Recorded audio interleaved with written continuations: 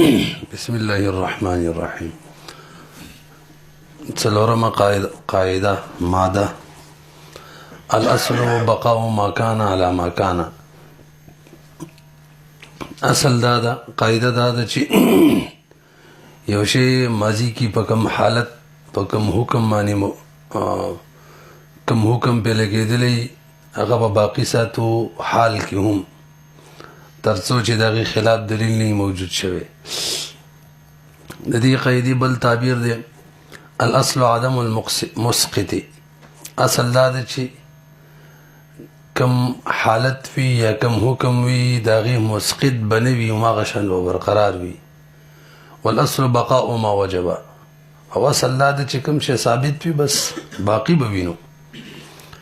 بل تعبیر دی الاصل البناء على الظاهر. اصل دا چې بس په ظاهر به بنا کو او استصحاب الحال او استصحاب الحال او په استصحاب حال به بنا کو خو ما لم يعلم خلافه ترڅو چې خلاف یعنی ما ویلو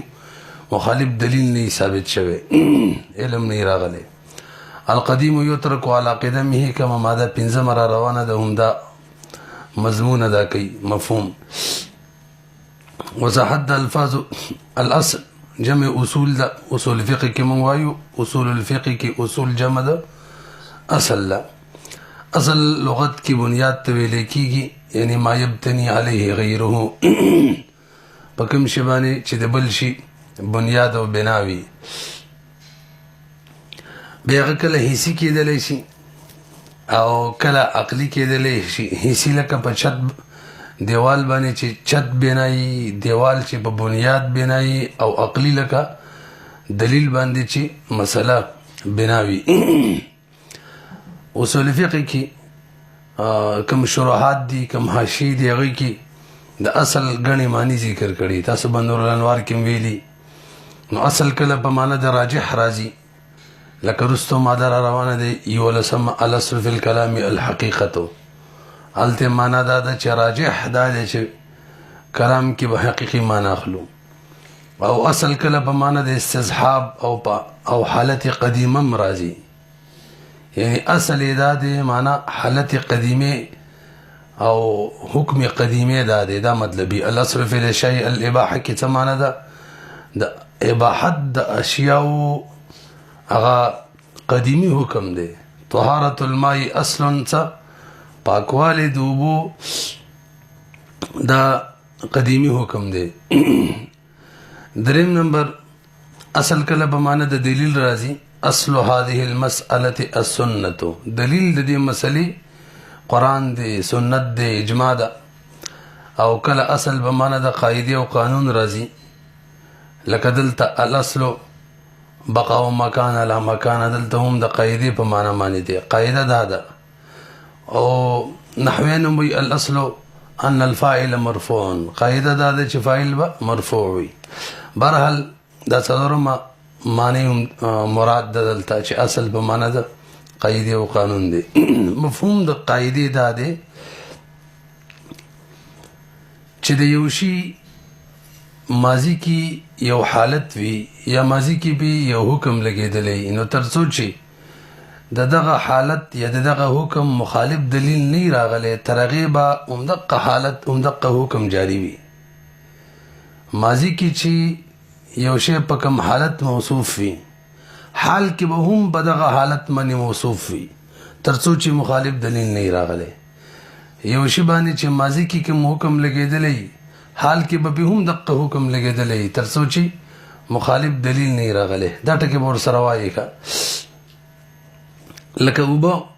پرون پاکي وي نو نن بم پاکي ترڅو چې مخالف دلیل نه راغلی معنا نجاست پکې نه غورځېدلی. کپړې پرون پاکي وي نن بم پاکي ترڅو چې مخالف دلیل نه راغلی یعنی نن نجسې شوي نه فی الحال نجسې شوي نه یا د دې نه لږ شان مخکې دی الاصل بقاء ما كان لما كان خلق استصحاب هم وي بیان را روان دي رستوي کوم. او یو بل قاعده ده القديم يترك على قدمه پنځم نمبر کې چر روانه ده. او نهم نمبر کې ما ثبت بزمان يحكم ببقائه ما لم يوجد دليل على خلافه. نهم نمبر کې را روانه ده ان شاء الله بیان به کوو. او الاصل بقاء ما كان لا ما كان، یعنی دا یو قاعده دا درې وړه په حقیقت کې الیقین ولا یزول بشک دلاندې دي. یو شی یقیني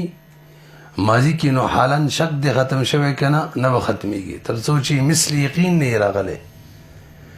نو دا درې وړه قاعدې د درېمې قاعدې دلاندې دي. لہذا د هغې کم دلایلو پرون هم ویلي ومقه دلایل د دین دي، یعنی کم بنیادی دلایل د هغې قاعدې وو که نه حدیث قرآن هم ذکر کړی، آیات هم ذکر کړی، ان الظن لا یغني من الحق شیئا، او دغه شان دو احادیثو همدا د دې درې واړو دپاره هم دلایل دي. وسوال دا دی چې قاعده کې موږ داسې ویل ماضي کې کوم حکم لګېدلی یا یو شی ماضي کې په کوم حالت معنی په هغې به برقرار وي خو چې مخالف دلیل نه وي. اوس مخالف دلیل څه شی دی؟ نو مخالف دلایل څلور کېدلی شي. په هغې کې یو بینه ده، دا روح الامین دی. اصل دا دی چې د ذمه فارغ وي، ځکه سړی چې پیدا شي پیدایشي طور په هغه باندې د چا څه ذمه د هغه په ذمه باندې د چا څه نه وي قرض وغیره،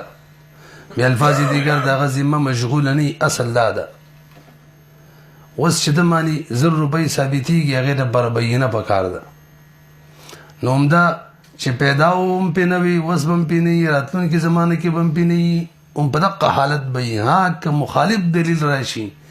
یعنی ګواهانو سره ثابت شي چې د باندې د پلانکي 1000 روپۍ دی، هله به هغه اصل ختمیږي. یو بینه ده، دا د اصل مخالف دلیل دی. او دویم اقرار دی، لکه مخکې موږ ویل پیدایشي طور په ده باندې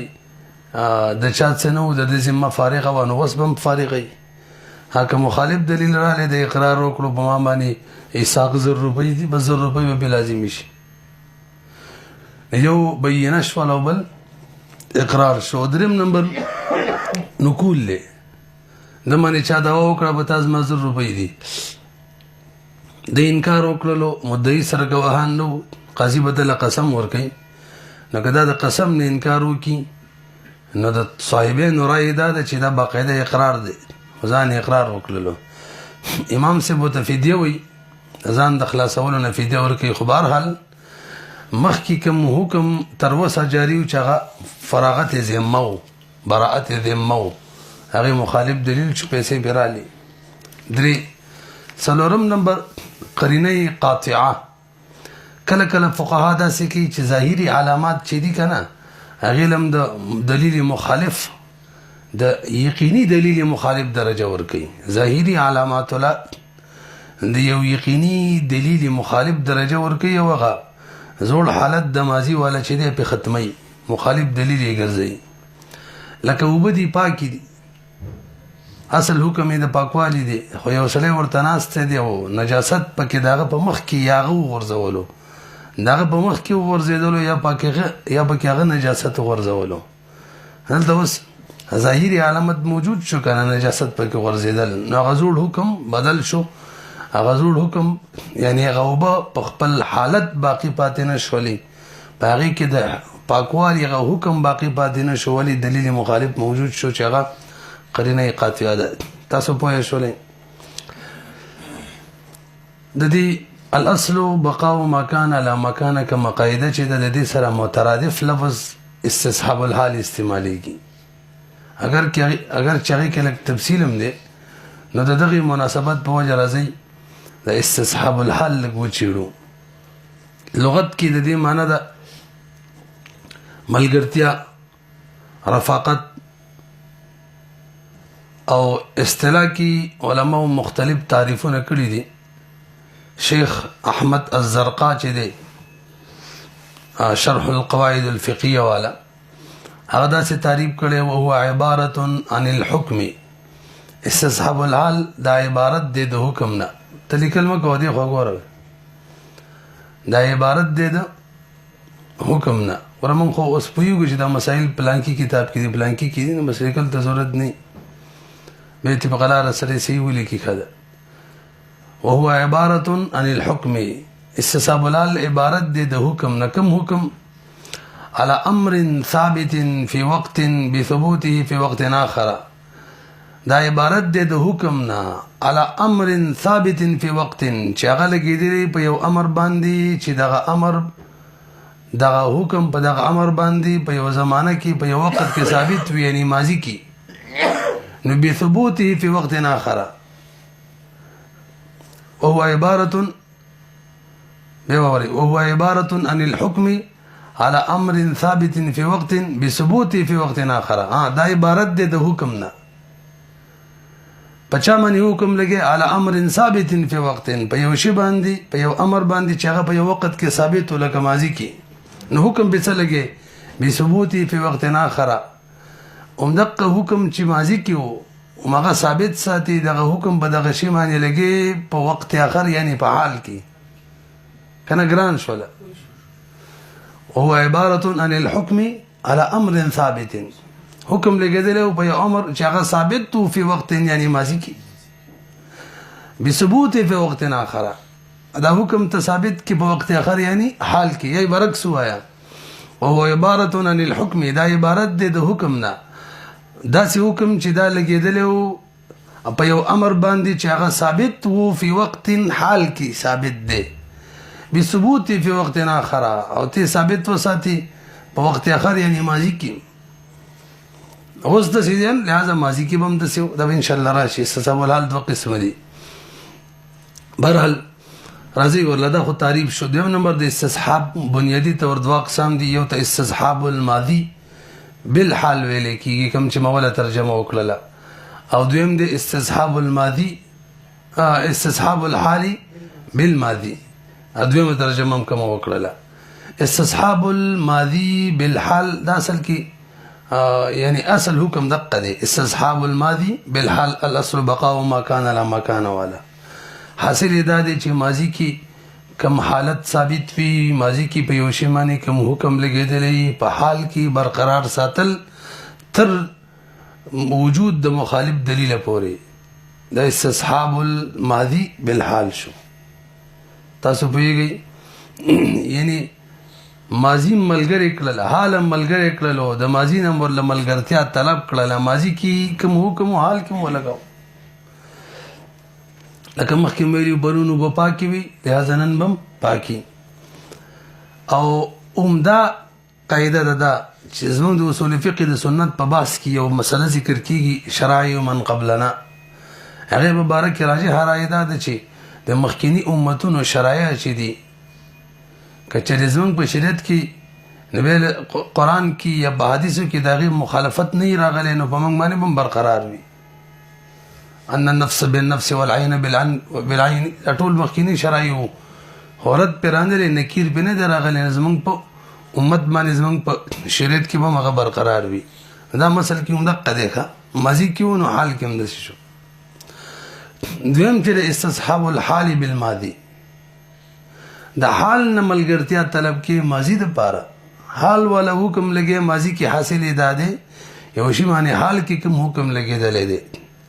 ماضی کې به کوم حکم پته نه لګي بس د حال د حکم په بنیاد باندې هم دا حکم ماضی کې مو لګي فرق شو له مسله کنه دې ته استصحاب معکوس ویل کېږي دې ته استصحاب مقلوب ویل کېږي او دې ته تحکیم الحال ویل کېږي مجلة الاحکام العدلیه کې د دې مبارک فرمایي تحکیم الحال یعنی جعل الحال الحاضر حکما هو من قبیل الاستصحاب ده هم د غیر قبیله نه دی به استصحاب مبارک وي هو الحكم ببقاء امر محقق غیر مذنون عدمه وهو بمعنى يبقى وما كان لا مكان وما شيء دي تاسو په شولې بهرحال د استصحاب څو قسم شو دوا د دویم قسم مثال ووري مثالونه تاسو ذهن کې به دا مسله وي موږ قدرت کې ویلي کتاب النفقه کې چې اصل دا ده چې د هر سړي نفقه دي دغه په مال کې که چېرې هغه مالدار وي د پلار نفقه دي د پلار په مال کې که چېرې پلار مالدار وي اگر چې زوی مالدار وي سوا د ښځې نه چې د هغې نفقه بهرحال خاوند باندې ده نو موږ دا مسله ملته ویلې وه که چېرې زوی غایب وي او پلار غریب وي او د غایب زوی مال موجود وي د هغې د جنس نه پلار خوراک کوي کولی شي ذهن کې هم دي که نه نو اوس واورئ زوی غایب دی د هغه د مال نه د هغه پلار خرچه وکړله چې کله زوی رالی پلار ته وایي ته خو مالداره وي زما په مال کې ستا د نفقې حق نه و د خپل مال نه په تا نفقه ضروري وه تا زما د مال نه کړې زمان یې راکړه او پلار وایي نه چې کله ما په ځان نفقه ستا د مال نه کوله هغه وخت کې زه غریب وم لهذا زما حق و نو زمان نشته توجه ده اوس به څه کوو اوس به استصحاب معکوس او استصحاب که نور دلایل نو گواهان وغیره نو نو استصحاب مقلوب او استصحاب معکوس نه مسله حل کوو هغه ده فی الحال به وګورو چې دا پلار مالدار دی که غریب نه که فی الحال پلار مالدار او نو موږ به ووایو ماضي کې یعنی کله چې نفقه کول او زوی غریب و هغه وخت کې مالدار و لہذا د زوی مالی دغه اجازت نه غیر استعمال کړي زمان به ورکی نو ګوري حال د وجه نه حکم بچاو لګیدلو ماضی باندې او که فی الحال پلار غریب نو موږ به وایو چې فی الحال غریب دی نو بس ماضی کې به غریب نو مستحق د نفقې او د زوی په مال کې لہذا صحیح کار کړي زمان نشته په یو به دلته څه شو حال استصحاب الماضي بالحال شو نه استصحاب الحال بالماضي شو استصحاب الحال بالماضي استصحاب معکوس ته یسان نوم دی بل مسله په دې معنی به اشکال را نقل کو تاسو وخت شيخه دا ضروری ده ورنګ موږ وختي ویل چې اصل بلکې وسی وایو اصل دار چې سړی سړی دې څه نه سړی دې غریب وي د هدايه کې ځای په راځي اصل څه ده سړی دې غریب وي مال دې ور سره نه لکه چې کله چې انسان پیدا شي هغه سره خو هیڅ هم نه نو اصل چې دی هغه غسر دی غریبی ده نو تاسو دلته په دې باندې عمل کوئ چې فی الحال مالدار دی لہذا زمان به ورکوي نو تاسو استصحاب الحال کم اول قسم دی هغه ولې نه جوړوئ چې اصل کې غریبو لہذا فی الحال به هم غریب حساب کو او نفقې جزوی د مال نه کړې ده بس صحیح کړې ده اصل ته ولې نه ګوري چې تاسو حال ته ګوري به الفاظ دیگر استصحاب الحال بالماضي کم چې اول صورت دی استصحاب هغه ولې نه اخلي چې تاسو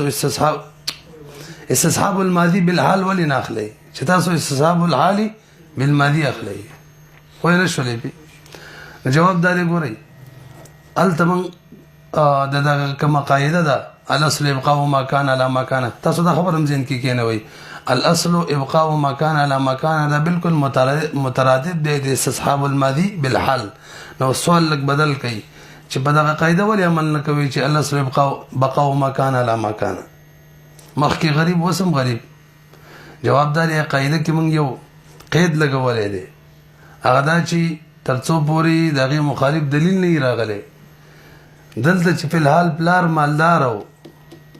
په الحال بلار مالدار نو مخالف دلیل د تنگستی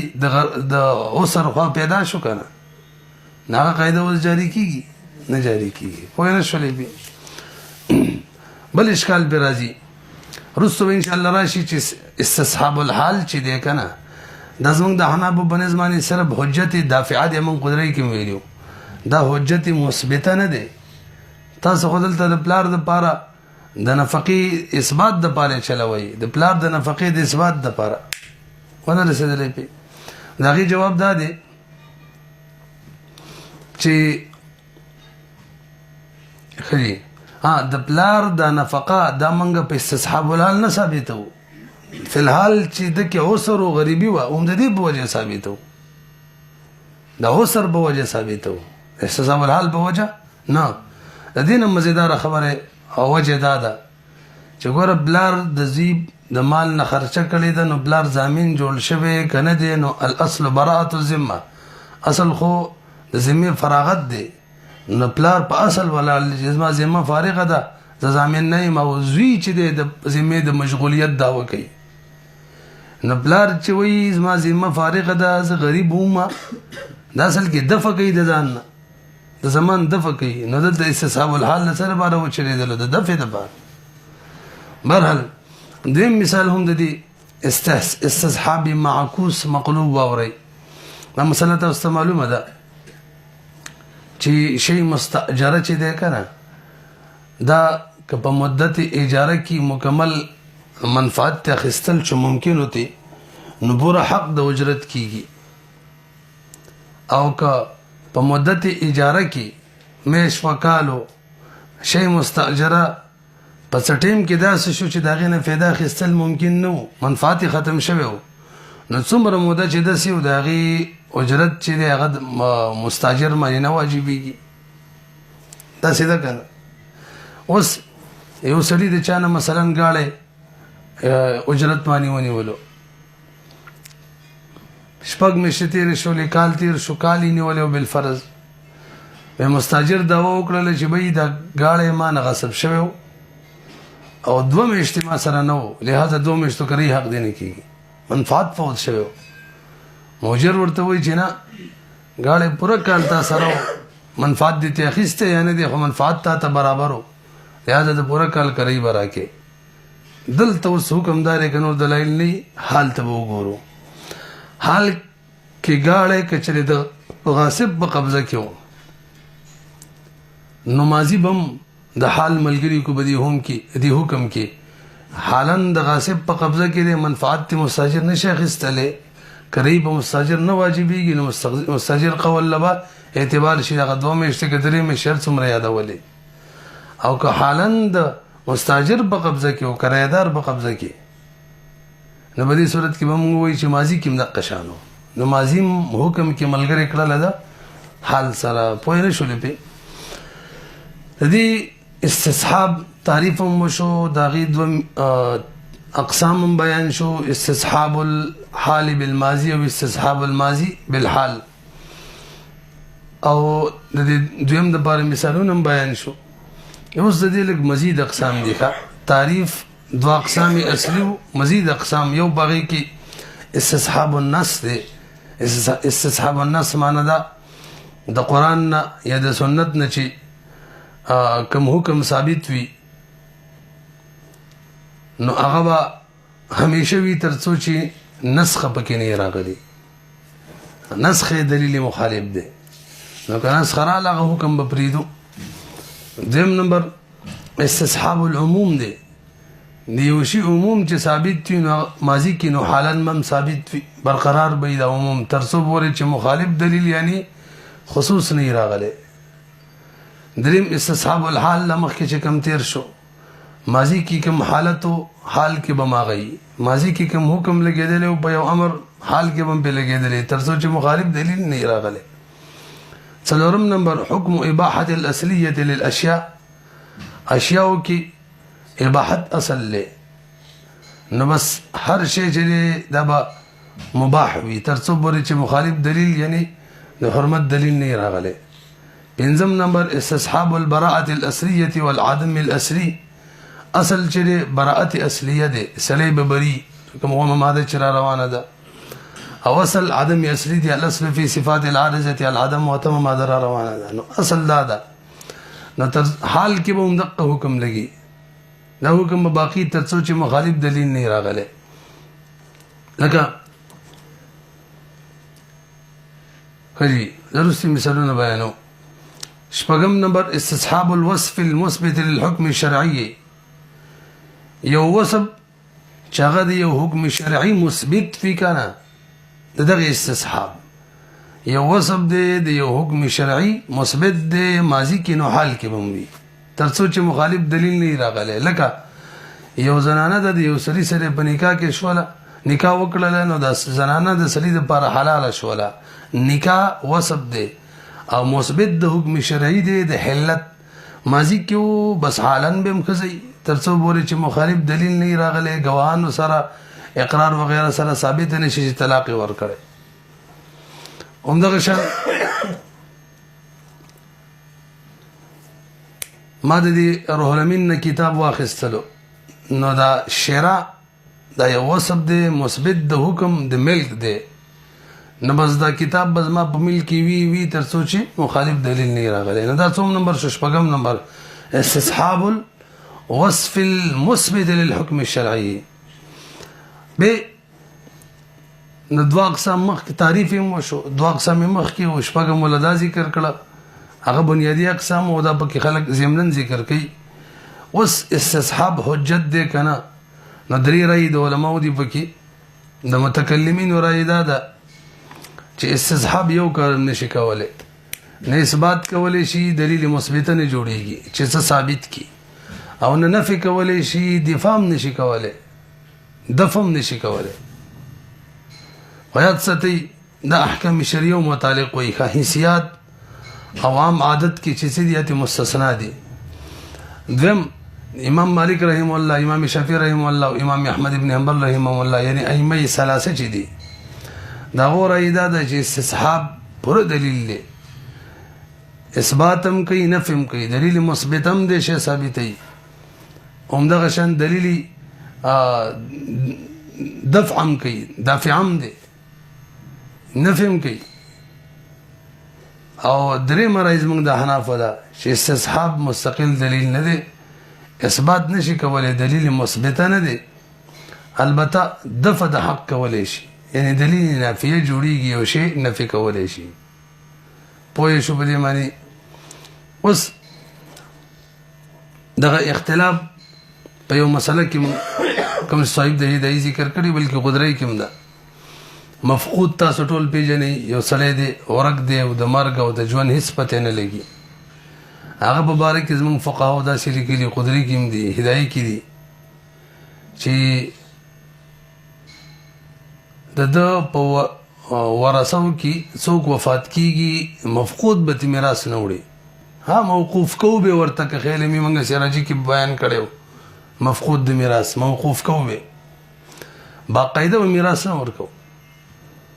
البته داسې باندې کو چې داغه میراث باقاعده تقسیم کو، چې بس مړی حساب کو میراث ورله تقسیم کو.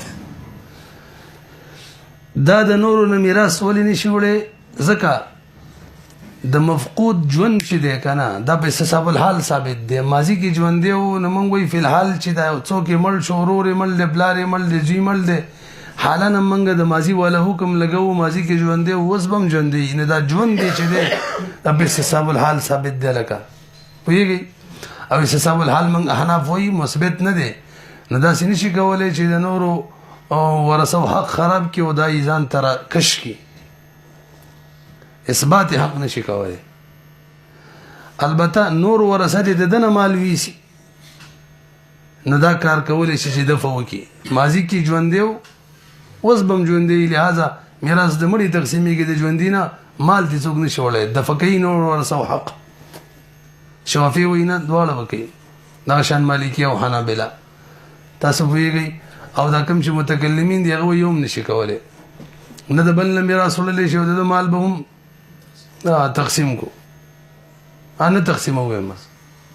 دوله نشي کولای. ورسېدلو بده همدغه شان یو بل مثال دم هدايه کې مسله ده، تاسو لږ متوجه شي. تاسو ته پته لري چې مسلمان د مسلمان نه میراث وړلی شي، کافر د مسلمان نه او یا مسلمان د کافر نه میراث نشي وړلی. اختلاف الدین چې ویلو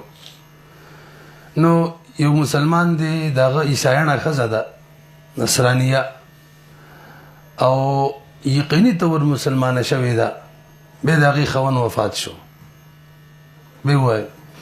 یو مسلمان دی دغه نصرانیه ښځه ده او مسلمان وفات شوی دی او ښځې فی الحال مسلمانه ده. اوس دا پته نه لګي چې هغه کله وفات کېدلو مسلمانه وه که عیسایانه وه. که مسلمانه وه خو میراث ته ښځې ته وړی شي، او که عیسایانه وه دغه وخت کې میراث نه شي وړی، فی الحال مسلمانه ده. اوس دا وایي دا ښځه چې زه مسلمان شوی وم د هغه د مرګ نه مخکې، لهذا ما له میراث راکړئ. ورثه ورته وایي نه ته مسلمانه شوی وي د هغه د مرګ نه پس، د هغه د مرګ په وخت کې عیسایانه وي، لهذا میراث حق دې نه کېږي. د چا قول له به اعتبار وي؟ ورثه قول له. وجه سره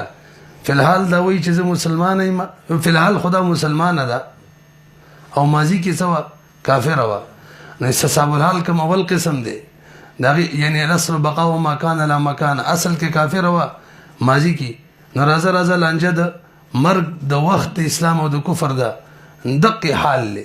موږ دغه کې کافر غنو. پوهه شولې به چې کافر مو ګڼل بس میراث حق نه جوړیږي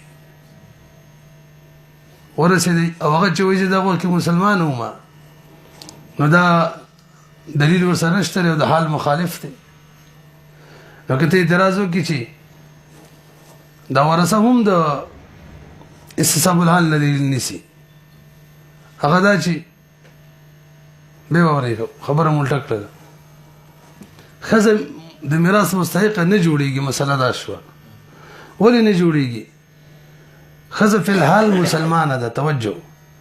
فی الحال دا استصحابي معکوس چې کوم دی مقلوب هغې نه دلیل دی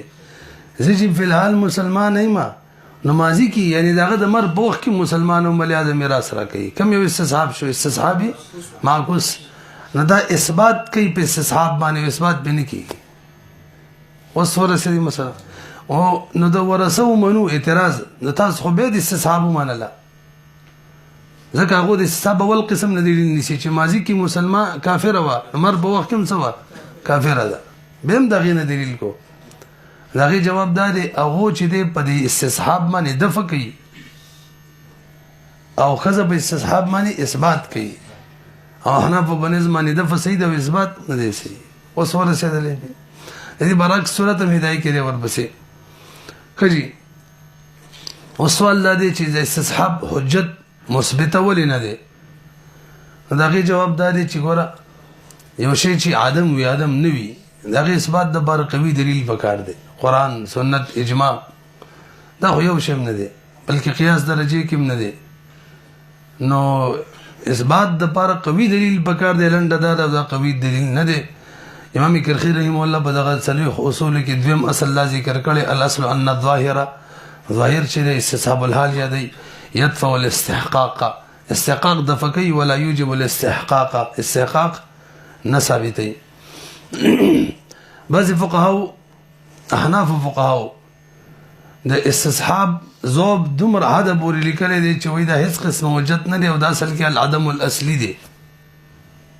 استصحاب الحال نه بالکل انکار کړی دا څوک دی العدم الاصلي خو دا خبره د هغو صحیح نه ده ځکه استصحاب الحال کې هم العدم الاصلي خبره نو تاسو ته یو تعبیر کوئ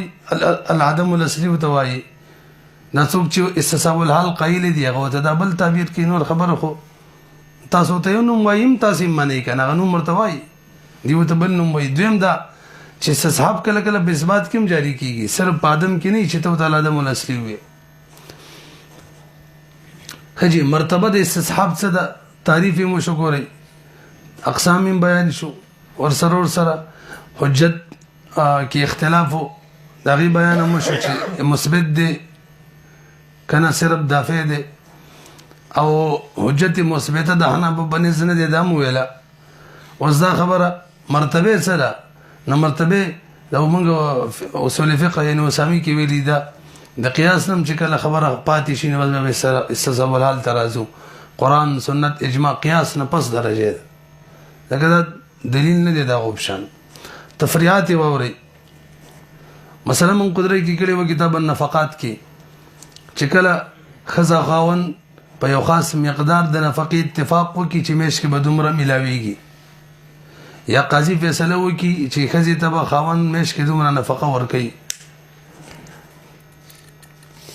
به مثلا شپږ میاشتې کال تیر شي او ښځه دا ووایي چې ما ته دغه نفقه نه ده میلاوه او خاوند وایي ما وله دغه نفقه ورکړې د اختلاف راغلی دلته به اوس د چا منل شي نو اثبات د نفقې ماضي کې شوی دی او فی الحال نفقه میلاو ده که نه فی الحال نفقه میلاو ده که نه ده نو دې باندې ګواهان د چا سره هم نشته دی د ښځې خبره به منل شي ولې حق د نفقې د ښځې په ماضي کې و اوس به هم وي